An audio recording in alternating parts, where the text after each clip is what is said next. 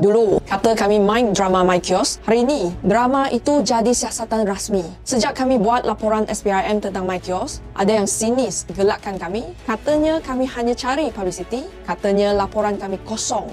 Katanya ini semua main politik. Menteri siap kata nak ambil tindakan undang-undang terhadap penyebar fitnah. Tapi semalam, kami terima makluman rasmi.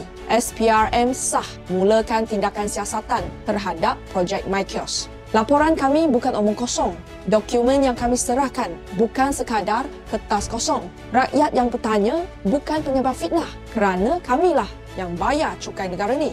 Rakyat berhak tanya, sebab itu wang titik puluh kami. Kami buat laporan sebab itu tanggungjawab kami. Dan tindakan SPRM ni buktikan memang wujud asas kukuh untuk disiasat.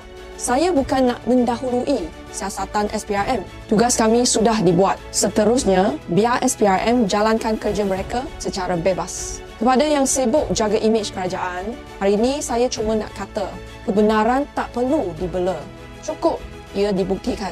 Terima kasih SPRM kerana bertindak profesional. Kami akan terus pantau sebab duit rakyat bukan bahan eksperimen politik. Jangan terburu-buru untuk melabel saya. Saya tim rakyat.